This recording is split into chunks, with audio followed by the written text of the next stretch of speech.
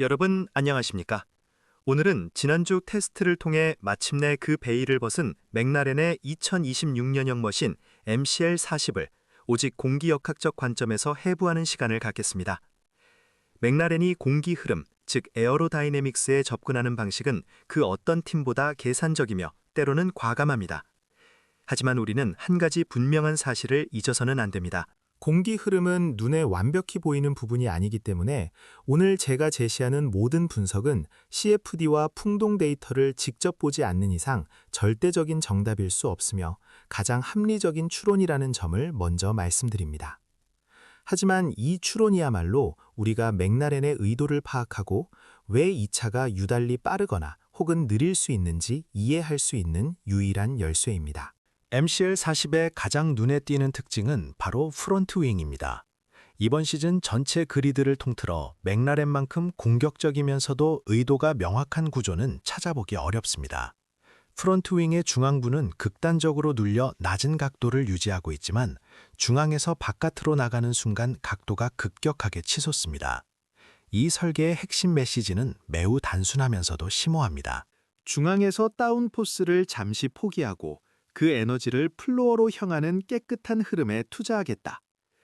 중앙부의 다운포스를 의도적으로 낮추는 행위는 노즈 아래를 지나 플로어의 목으로 들어가는 공기의 업워시 성분을 최소화합니다. 업워시 성분이 줄어든다는 것은 곧 난류가 제거된 가장 이상적인 형태의 깨끗한 공기를 플로어에게 공급할 수 있다는 뜻이며, 이 깨끗함은 차량 후방 흡입력의 효율성을 극대화하는 기반이 됩니다. 물론 다운포스를 무한정 포기할 수는 없습니다. 따라서 맥라렌은 줄인 다운포스를 되찾기 위해 윙의 미드 섹션, 특히 윙콘 주변을 강하게 크랭크시킵니다. 이 부분에서 발생하는 강력한 흡입력은 단순한 표면 다운포스 이상을 의미합니다.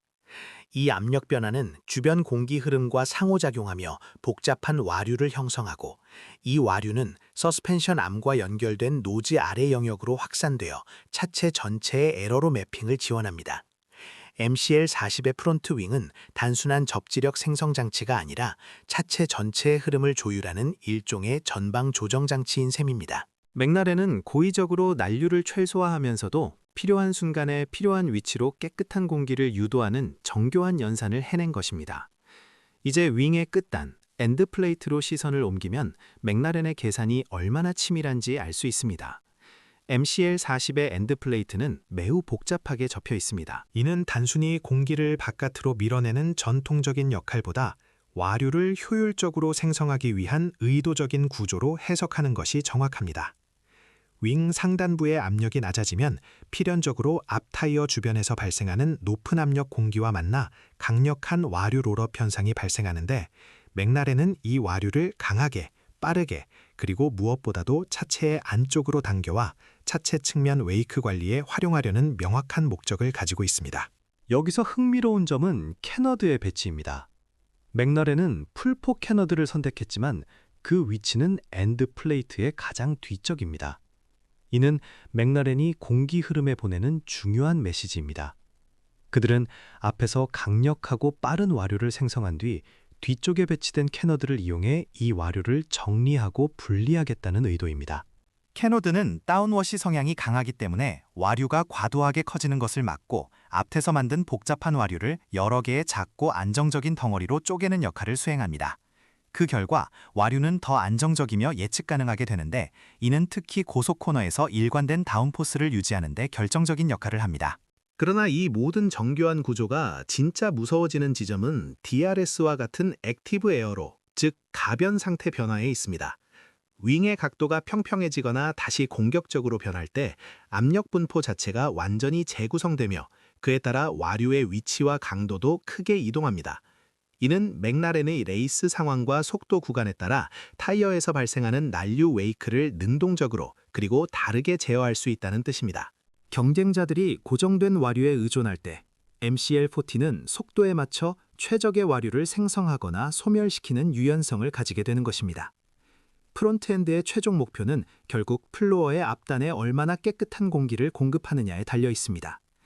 이 관점에서 앞 서스펜션의 픽업 포인트를 보면 앞이 높고 뒤가 낮은 구조를 채택했습니다. 여기에 더해 플로어의 가장 앞단에는 톱니 모양의 세레이티드 구조가 보입니다.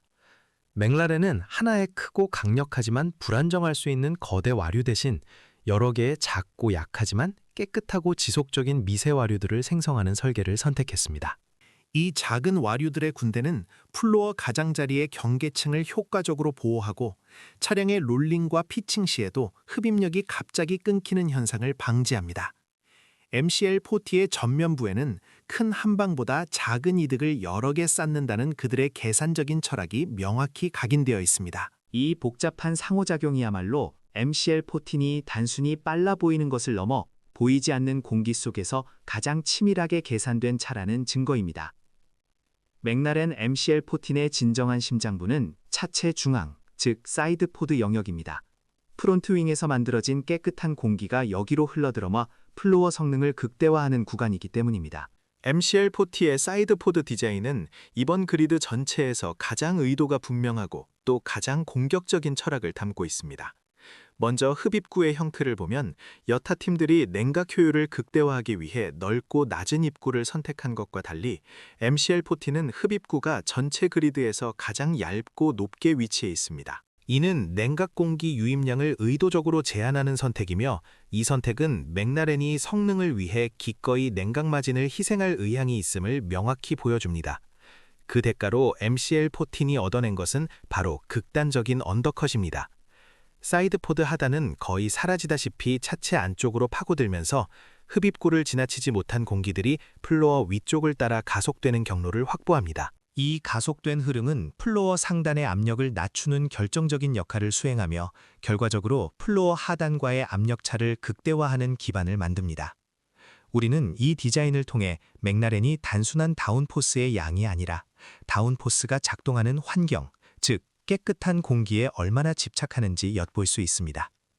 이 극단적인 언더컷 덕분에 플로어 가장자리는 다른 팀들과 확연히 구분되는 맥라렌만의 철학을 담고 있습니다. 여기서 흥미로운 점은 맥라렌이 플로어 시작 부분의 세레이션 구조를 통해 하나의 거대 와류 대신 여러 개의 작고 약하지만 깨끗하고 지속적인 미세 와류들을 생성하는 설계를 선택했다는 사실입니다. 이 작은 와류들의 군대는 이 중앙부에서 합쳐져 더욱 강하고 지속적인 공기 장벽을 형성합니다.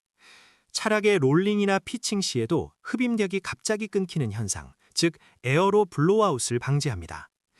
MCL42 코너에서 안정적으로 압력을 유지하는 비결이 바로 이 계산적인 플로어 가장자리 디자인에 있습니다.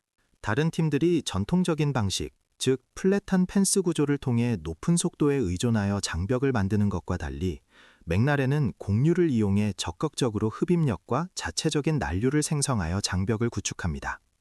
이는 새로운 규정이 하이레이크를 사실상 불가능하게 만들었음에도 불구하고 플로어 성병을 극대화하려는 맥라렌의 고집스러운 대응책이라고 해석할 수 있습니다.